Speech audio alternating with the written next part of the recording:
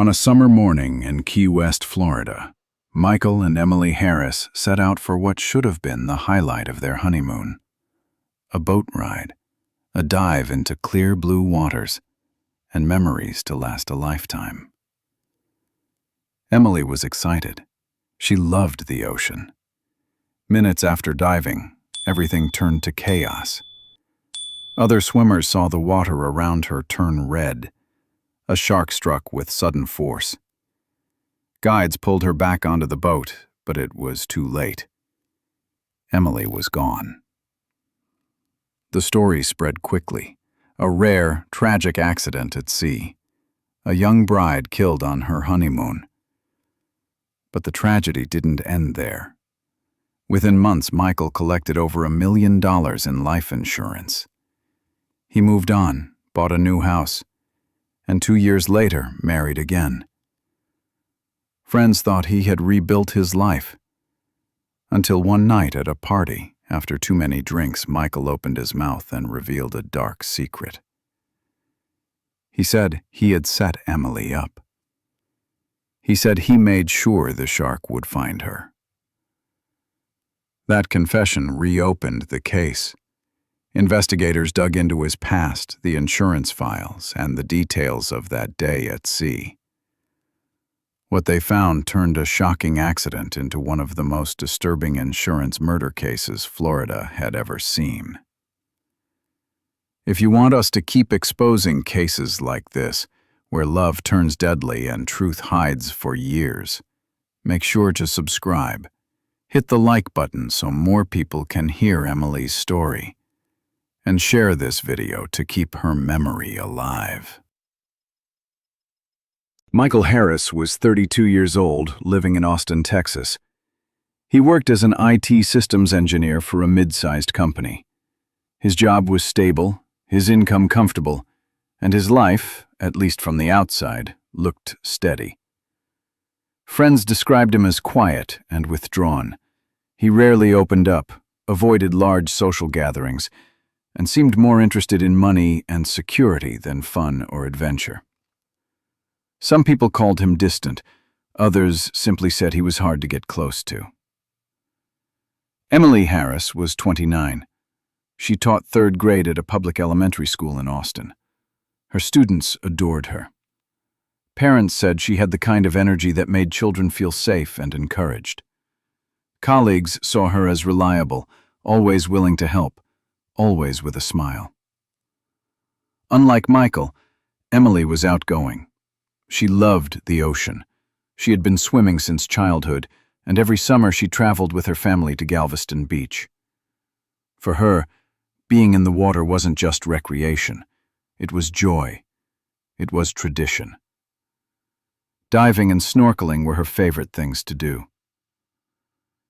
Michael and Emily met on a dating app. It started with a few casual messages, then long conversations that stretched into the night. Within weeks, they were inseparable. After a year of dating, they married in a small ceremony attended by family and close friends. The marriage, at least online, looked perfect. Their Facebook pages were full of smiling photos, dinners at nice restaurants, day trips outside the city. Posts with captions like, "Forever Love" and "Soulmate."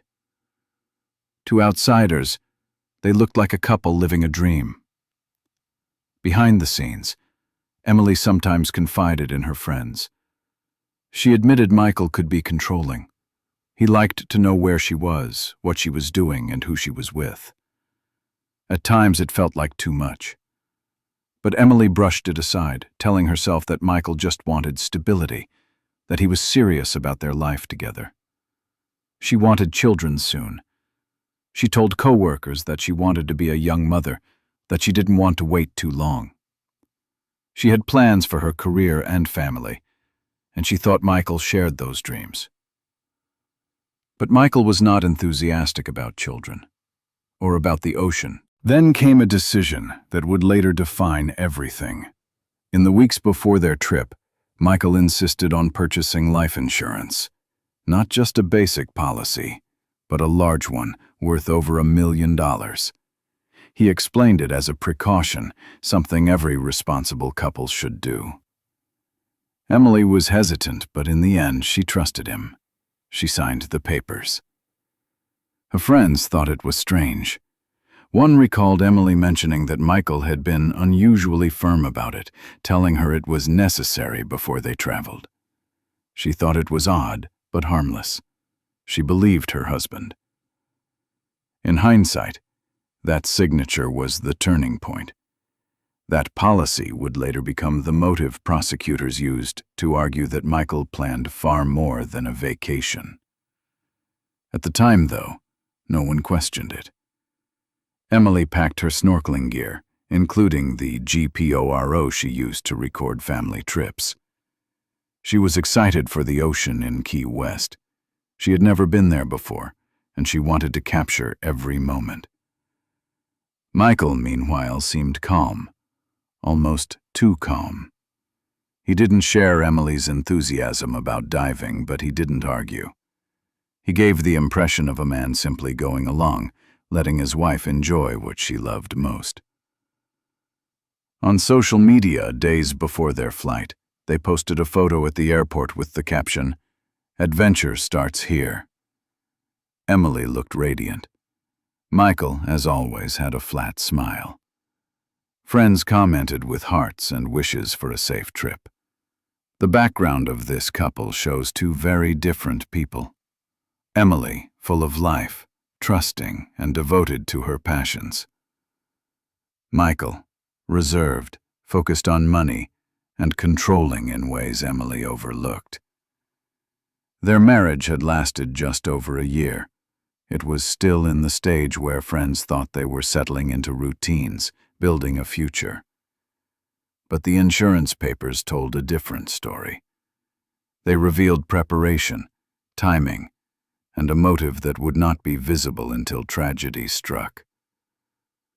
For investigators, this detail would later become the first red flag. Why did Michael insist on $1 million policy right before a vacation? Why was he so determined to finalize it when Emily had no serious health issues and no children yet? Michael and Emily Harris arrived in Key West, Florida, at the start of June. It was peak tourist season. The town was crowded with visitors, the beaches full, and the small marina busy with boats heading out for snorkeling and diving trips. For Emily, it was the highlight of their honeymoon. For Michael, it was another part of the plan. They booked a snorkeling tour through a local company, one of the most popular in the area. The package included a half-day trip by boat to coral reefs, about 30 minutes offshore. Each tour carried small groups, usually around a dozen people, with one captain and one guide in charge of safety. Their guide that day was Captain Daniel Reed, a man with over 20 years of experience taking tourists into the water. On the second morning of their trip, Emily woke up early, full of energy. She packed her GoPro, adjusted her fins, and kept talking about how excited she was to swim among the reefs she had only ever seen in magazines. She told other guests this was her dream. Michael was different. While Emily smiled and chatted, Michael remained calm, even detached. He spoke little, kept checking his gear, and looked focused. Other passengers would later say he seemed strangely at ease. Unlike most first-time snorkelers, he showed no nerves. At the dock, Captain Reed gathered the group of 12 tourists and gave the usual instructions. Stay close to the group, keep your head on a swivel, and signal if you see anything unusual. He added a warning. That week, there had been a few shark sightings in the area. It wasn't rare, but it meant they needed to stay together. The group nodded, but Emily wasn't worried. She was too excited. By 11 o'clock, the boat left the marina and headed into open water. The sun was strong, the sea calm. The ride lasted about half an hour, and soon the reefs came into view beneath the waves. The water was clear enough to see the colors of the coral from the surface. At 11:30, the tourists prepared to enter the water.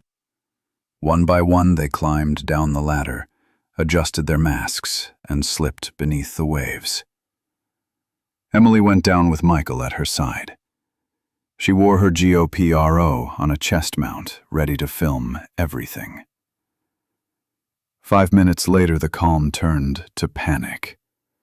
Several people heard a muffled scream through the water. A dark cloud spread around Emily. It was blood. Within seconds, swimmers nearby realized she had been hit. A shark had struck with terrifying speed, locking onto her leg. Tourists shouted, kicked, and splashed in shock. Captain Reed reacted immediately. He blew his whistle and called the group back toward the boat. Two men closest to Emily tried to push the shark away, while another helped lift her toward the ladder. Michael came up behind them.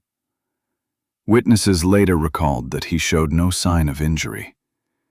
His wetsuit was intact, his movements steady.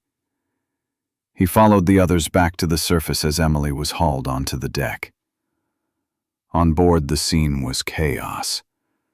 Blood poured from Emily's leg. Guides and passengers tried to stop the bleeding with towels and straps, but the wound was catastrophic. Emily lost consciousness within minutes. Despite every effort, she was pronounced dead on the boat. Michael held her body and cried loudly. To those watching, it looked like the raw grief of a husband who had just lost his wife in the most horrifying way imaginable. No one suspected anything more. The other guests were shaken. Some were in tears, some silent in shock. They had come for a day of snorkeling and now stood frozen as the body of a young woman lay on the deck. Captain Reed called the Coast Guard and reported a fatal shark attack. The boat returned to shore quickly. Authorities met them at the dock. Statements were taken.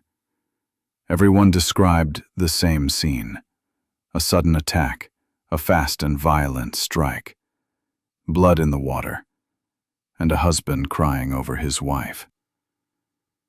The case was logged as a tragic accident. In the following hours, reporters heard about it and rushed to cover the story. Headlines described it as a rare event, a freak tragedy that one tourist later recalled, "I had been on these trips before. Usually if a shark shows up, it circles, it watches. But this one came in straight.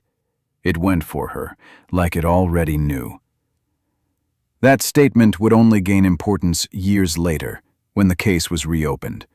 For now, the investigation ended quickly. The Coast Guard filed the report as accidental death caused by a shark attack during recreational diving. No foul play, no suspects, no crime. Michael returned to Austin days later with his wife's remains. He organized a small funeral and stood beside her family, playing the part of the grieving widower. Behind the scenes, he had already filed the insurance claim. The vacation that was supposed to mark the start of a long life together ended in blood and silence. On the surface, it was a tragedy of nature. But beneath it, the details were already there. The calm husband, the suddenness of the attack, the timing of the insurance policy, clues hidden in plain sight. It would take 2 years, a second marriage, and one drunken confession before anyone would go back to those minutes in the water and ask the question that changed everything. Was this really an accident, or had it been a setup from the start? News of Emily Harris's death spread quickly. Within hours, Florida outlets ran the story. By the next morning, national papers picked it up. Headlines called it a freak tragedy. Young bride killed in rare shark attack. The Miami Herald carried photos of the rescue boat returning to shore. USA Today ran a short piece, calling it heartbreaking and unusual. Reporters emphasized the rarity. Fatal shark attacks in Florida were almost unheard of. Emily had become one of those rare cases. To the public, it was simple. A young woman on her honeymoon, in the wrong place at the wrong time. A shark had struck, she had died, and her husband had been left widowed. The story carried sympathy but no suspicion. The Coast Guard investigated in the immediate aftermath. Their role was routine: gather witness statements, document the location, and confirm the cause of death. Passengers on the boat told the same story: a sudden attack, a violent strike, a frantic effort to save her. Only a few months later, Michael filed his insurance claim. It was processed quickly.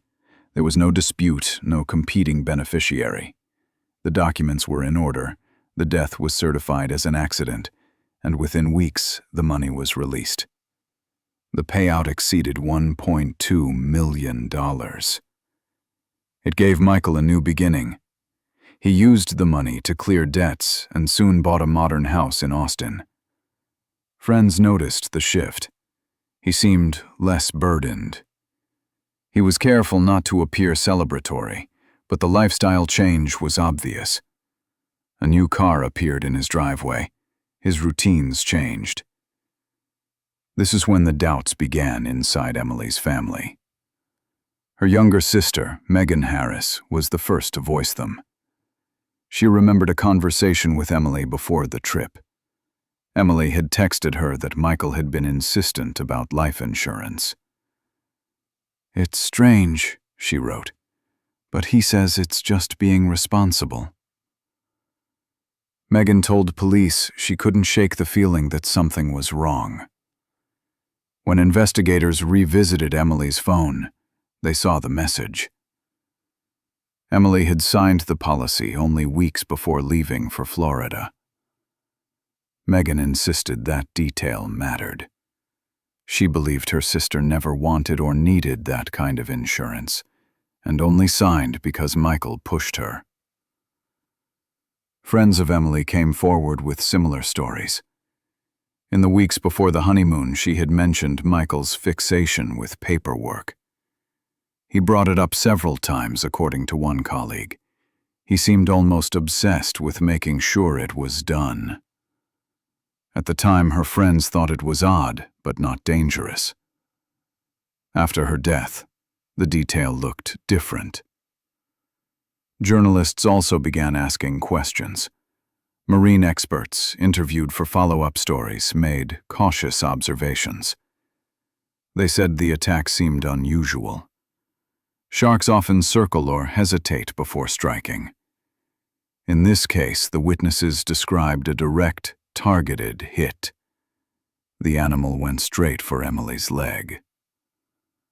One biologist told a reporter, "That's rare behavior. It suggests something drew the shark in fast." But unusual did not mean criminal. There was no forensic evidence on the boat that suggested foul play. The wetsuit had been for Emily's family. The feeling was different. They buried their daughter, but the questions kept coming back. Why had Michael forced the policy so close to the trip? Why had the shark attacked so quickly and so decisively? Why did Michael seem so calm before the dive? Without proof, those questions were left hanging. The case file stayed closed, labeled a freak accident. But in private, Megan and others held on to their doubts. Looking back, this moment in the timeline was critical. The accident had been logged, the payout delivered, and the world had moved on. Yet, the seeds of suspicion had already been planted. They would grow over the next 2 years. They would resurface when Michael remarried, and they would erupt when, at a party, he opened his mouth after too many drinks and revealed words that no one could ignore. For now, though, the story of Emily Harris ended on paper as a tragic encounter with a shark. A line in an official report, a case closed. But beneath that, in the quiet conversations of family and friends, the first flames of doubt had already started to burn. 2 years after Emily Harris's death, Michael Harris had built a new life. He had remarried. His new wife was Sarah Miller, a 27-year-old administrative assistant at the same company where Michael worked in Austin. The wedding was quiet. It wasn't a grand event, just a small ceremony attended by a handful of Sarah's relatives and a few colleagues. There were no reminders of Emily, no photos, no mention of the past. Emily's family, who had buried their daughter less than 2 years earlier, received no invitation. The change in Michael's circumstances was obvious. With the life insurance money from Emily's death, more than $1.2 million, Michael had cleared his debts. He purchased a modern home in an Austin suburb. He bought a luxury car.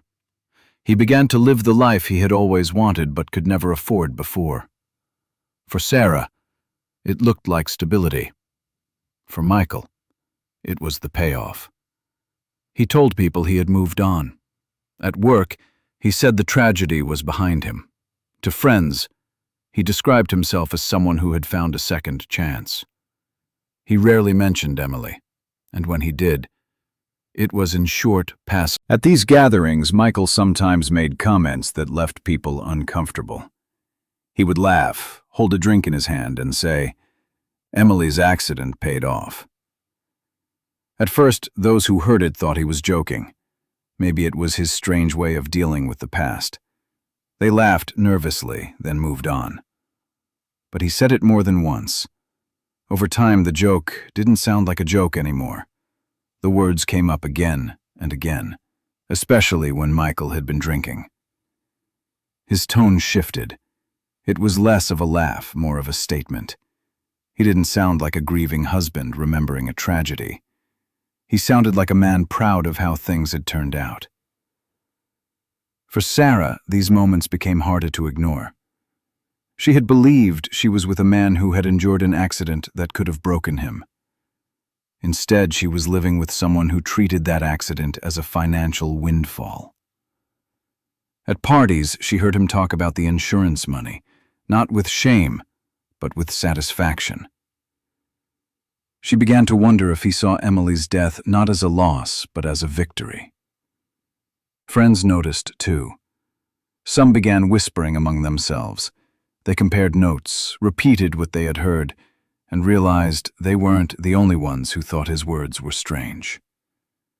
Still, no one took action. They had no proof of anything criminal. It was only talk. And even if it was tasteless, people thought it might just be the alcohol speaking. For Sarah, the unease grew heavier. She remembered the way Michael rarely spoke of Emily in private. She noticed how he never looked troubled when her name came up. She saw how quickly he spent the money, and she couldn't shake the way he laughed about the accident. She wondered if the man she married was hiding something darker than grief. Michael, meanwhile, showed no concern. He enjoyed his new home, his new marriage, and the attention he got from his social circle. To him, the past seemed buried. No investigation was open. No one had challenged him. On paper, he was a widower who had suffered tragedy, then found happiness again. In reality, his behavior raised red flags that only grew brighter with time. The pattern repeated itself. Parties, drinking, the same line. And then came the moment that changed everything. At one of his parties, drunk and careless, Michael said it again. This time, someone decided to act. A guest took out a phone, pressed record, and captured Michael's voice. His words were clear. "Emily's accident paid off. That's how I got rich." It was no longer a rumor. It was evidence. That recording would leave the circle of friends and reach the police. It would reopen a case that had been closed as a freak accident.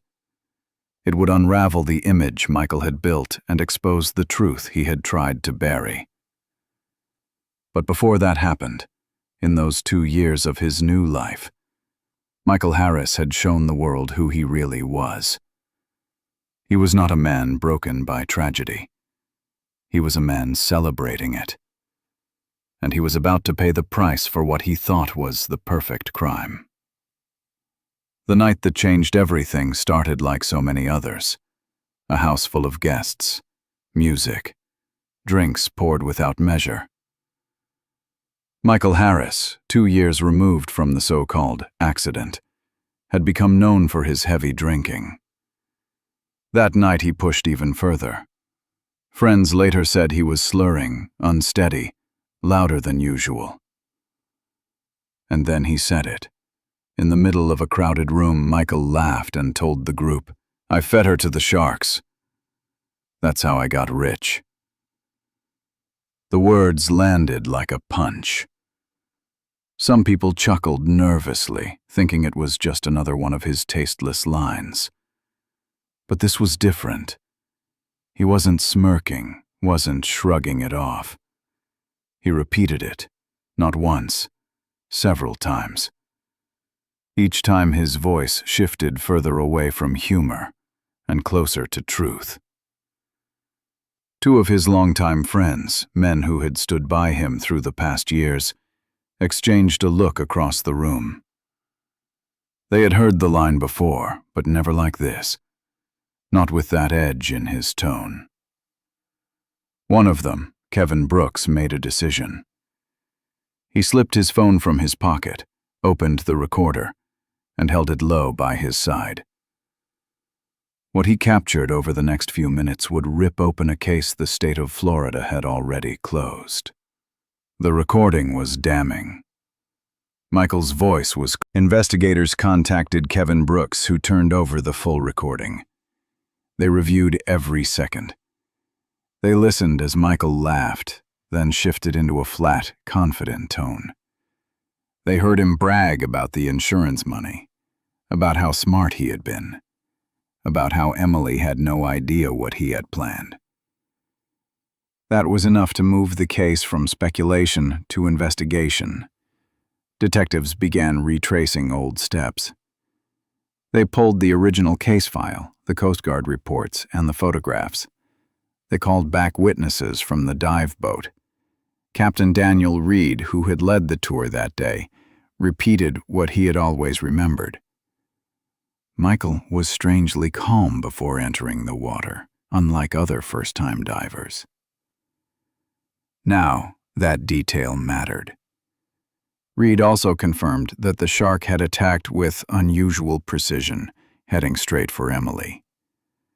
At the time it seemed bizarre, but explainable.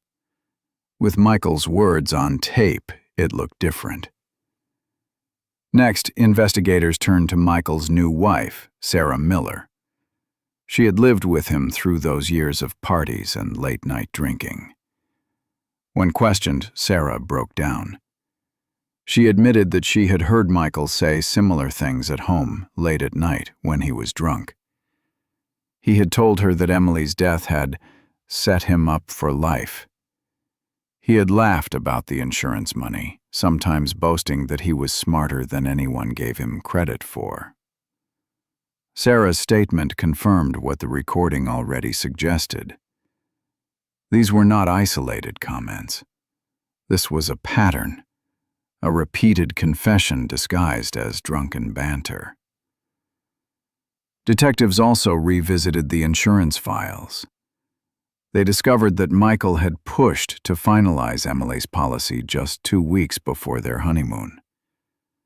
They found emails where he pressured the insurance company to approve an additional rider for accidental death coverage. It matched his own words about being prepared.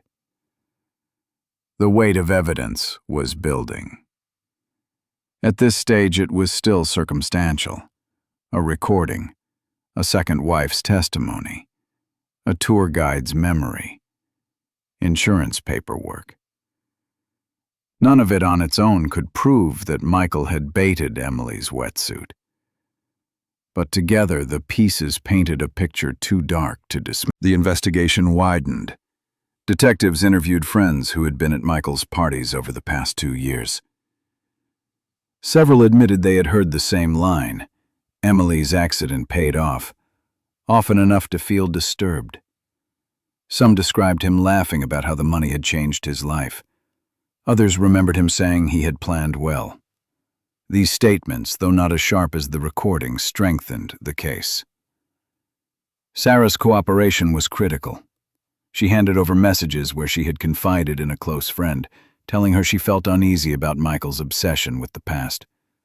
She explained that she initially thought his comments were just drunken slips, but after the recording surfaced, she realized he might have been telling the truth all along. Piece by piece, the wall Michael had built around himself began to crack. Within months, the state of Florida had transformed Emily Harris's case from an accident file into a full criminal investigation. Detectives presented the evidence to prosecutors. The key exhibit was the audio.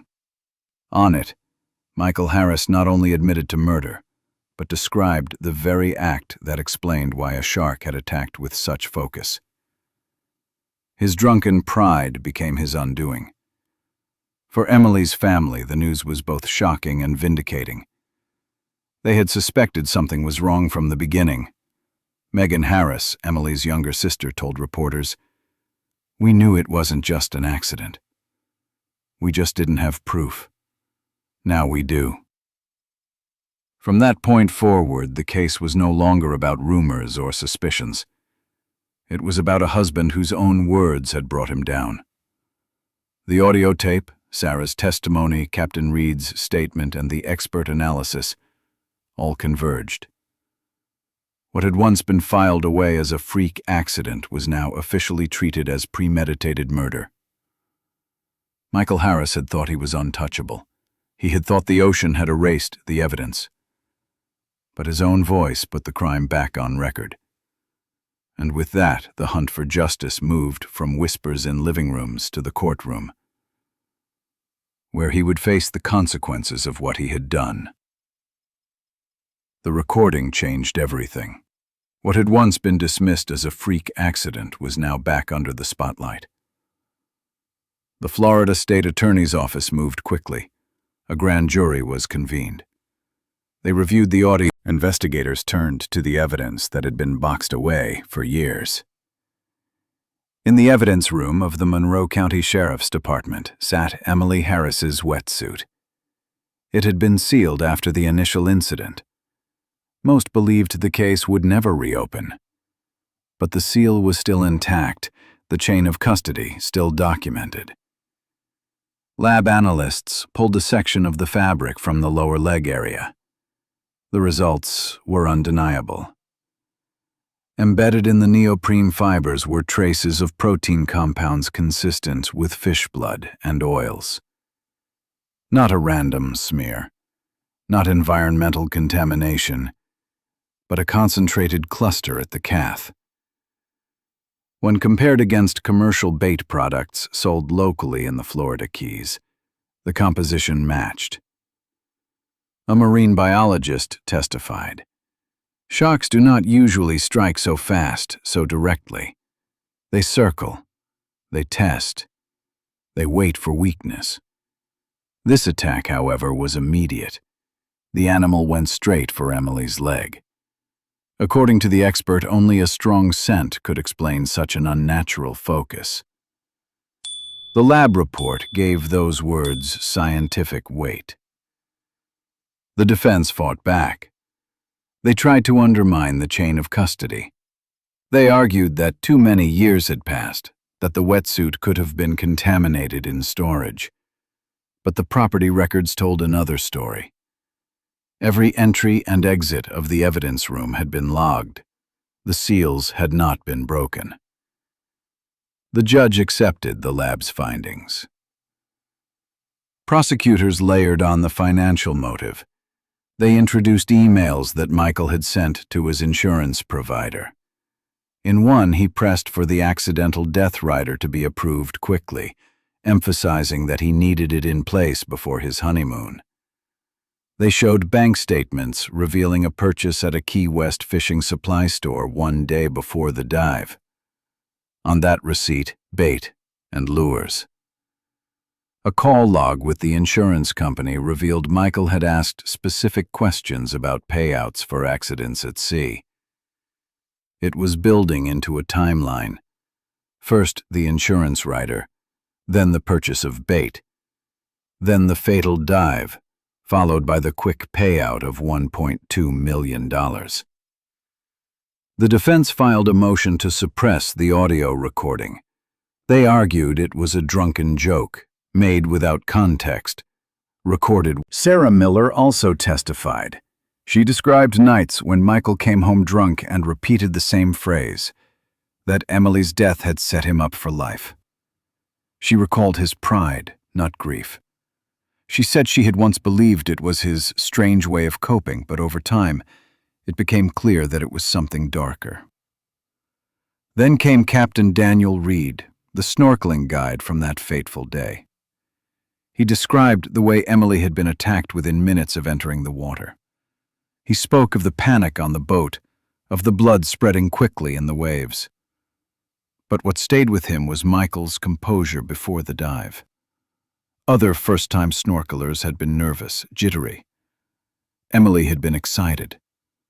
Michael had been silent, calm, focused. Too calm, Reed thought, for someone about to take his first dive in open water.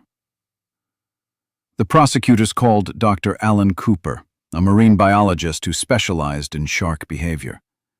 He explained how unusual the attack was. The shark had gone straight for Emily. It hadn't tested, it hadn't circled. Sharks don't attack with such concentrated ferocity unless something draws them in, he told the jury. Combined with the lab findings of fish proteins, his conclusion was firm. Something on Emily's wetsuit had attracted the shark. The lab technician walked the jury through the testing process. They explained how the proteins were extracted, how they were matched against samples of commercial bait. They showed charts of peptide sequences, leaving little room for doubt. And they pointed out that control samples from the wetsuits of other snorkelers that day showed no such traces. Only Emily's suit carried the scent. The prosecutors then reconstructed the timeline at the marina. Boat logs showed the exact departure time of the snorkeling trip. Cameras from the dock showed Michael carrying his own dive bag separate from the rented equipment.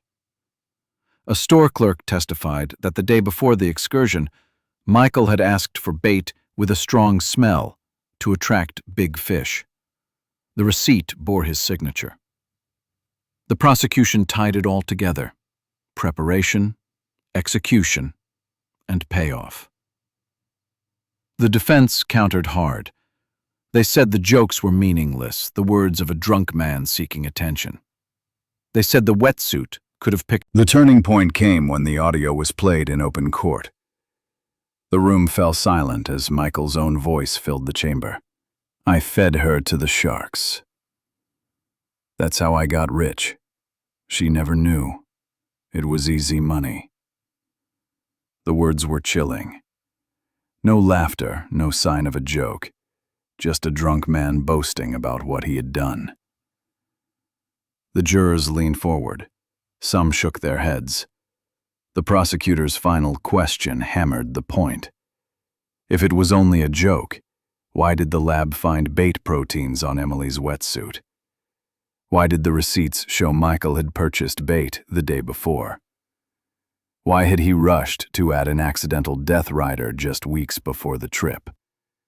Why had he received $1.2 million and bragged about it afterward? The defense had no answer strong enough to shake the weight of that evidence. The judge instructed the jury on reasonable doubt. He told them to consider the evidence as a whole: the confessions, the lab results, the financial documents, the eyewitness accounts. The jury deliberated for hours. They asked to hear the recording again. They asked to review the fishing supply receipt. They studied the insurance documents. When they returned, the verdict was unanimous. Guilty on all counts: first-degree murder for financial gain and insurance fraud. The sentence was clear. Michael Harris was ordered to spend the rest of his life in prison with no chance of parole. He was stripped of any remaining insurance benefits. The money he had once celebrated was gone. The legal ripples spread further. Florida Mutual Insurance moved to recover the payout under fraud provisions. The case was cited in law conferences as an example of how retested forensic evidence combined with recorded admissions could overturn an initial ruling. It became a textbook example. A closed case reopened, and a man who thought he had committed the perfect crime finally facing justice. Michael Harris had turned the ocean into a weapon. But it was his own arrogance, his laughter, his confessions, his greed that sealed his fate. The courtroom was silent as the verdict was read. Guilty. The word landed like a hammer. For a moment, no one moved. Then Emily Harris's family broke down. Tears came, but so did relief. They had waited years for this. They had lived through headlines that called her death a tragic accident. Now the truth was finally acknowledged in open court. Megan Harris, Emily's younger sister, stood outside the courthouse surrounded by cameras. Her voice shook, but her words cut through the noise. She loved the ocean. He turned that love into her death sentence. For Megan, it wasn't justice in the sense of restoration. It was justice in the sense of exposure. The world now knew what Michael Harris had done. Jurors later explained why they had no doubt. The recording of Michael's drunken confession, the scientific testing on Emily's wetsuit, the proof that he bought bait and demanded a new insurance rider just before the trip. Those details were the turning points. A case that once looked like a freak accident now stood as a carefully planned killing. Michael Harris was sentenced to life in prison without the possibility of parole. He lost the right to collect $1 more from Emily's policy. The assets he bought with that money, his house, his luxury car, his new possessions, were frozen and eventually stripped away. A portion was redirected to Emily's family through civil orders. The man who once stood before cameras as a grieving widower left the courtroom in shackles, branded forever as a murderer for profit. Sarah Miller, his second wife, reacted swiftly. Hours after Michael's arrest, she filed for divorce. She changed her last name, packed her belongings, and left Austin. She never returned to the house that had been bought with blood money. In her testimony, she had said it plainly. "I thought I married a widower. Instead, I married a killer." The media called her an accidental witness, the woman whose life intersected with a man hiding the darkest of secrets. Emily's parents decided that their daughter's memory would not be tied only to betrayal. They established the Emily Harris Foundation, a nonprofit dedicated to supporting families affected by ocean tragedies. The foundation also funded scholarships for children passionate about marine biology and water safety. Emily's face appeared on posters for a campaign called Safe Waters, reminding travelers that safety could not be ignored. Megan Harris became the public face of that effort, appearing on talk shows and panels. She repeated one phrase again and again: "Don't ignore red flags." The case quickly earned its label in the press. Reporters called it the shark trap case. Headlines were blunt: from honeymoon bliss to insurance murder. Television networks dissected the story in prime-time specials. Podcasts devoted multi-episode series to it. Documentaries reconstructed the dive, For the insurance industry, the case was a wake-up call. Companies began tightening procedures for life insurance approvals. Special scrutiny was applied to large policies purchased just weeks before major trips. Contestability clauses were extended, making it harder for sudden claims to be processed without deep review. At legal conferences, professionals spoke about the Harris case as a textbook example of a murder-for-profit scheme. Linda Thompson, the claims officer who had approved Michael's payout, admitted in a public statement, "If we had known the full picture, we would never have paid so quickly." For prosecutors and forensic experts, the lessons went beyond insurance. The case proved the value of revisiting evidence long thought dormant.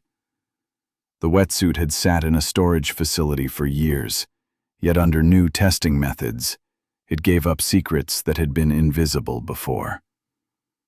Protein traces in the neoprene revealed bait smeared on Emily's leg. "Old evidence can still speak," one lab technician said. And speak it did, loud enough to help convict a killer. Law schools and training programs cited the case when teaching about the chain of custody. Because the wetsuit had been sealed and logged properly, its results carried weight in court. Without that integrity, the defense could have dismissed the findings as contaminated. Instead, the evidence stood strong. The audio confession, the forensic test, and the financial records formed a chain that no defense strategy could break. The public reacted with shock. Many in Florida said the case was a cold reminder that greed can overpower love. In community forums, people compared the Harris case to other infamous insurance murders in American history. True crime experts called it a textbook case of missed warning signs. The sudden life insurance purchase, the unusual calm before the dive, the careless jokes at parties. Each red flag had been visible, but only in hindsight did the pattern become undeniable. Emily Harris was remembered as more than a victim. She was a teacher, a sister, a daughter who loved the water. Her passion for swimming and her dream of opening a children's reading program were cut short. But the case delivered a lasting message. What begins as an accident report may hide a crime. What looks like grief may mask calculation. And what seems buried in evidence storage may one day resurface to tell the truth. The closing image returned to the Florida shoreline. The water was calm, the waves steady. For most, it was a place of escape and beauty. But for those who remembered Emily Harris, the sight of the sea carried a warning. If you believe Emily's story deserves to be remembered, the narrator concluded, subscribe and share. More chilling true crime cases are coming soon.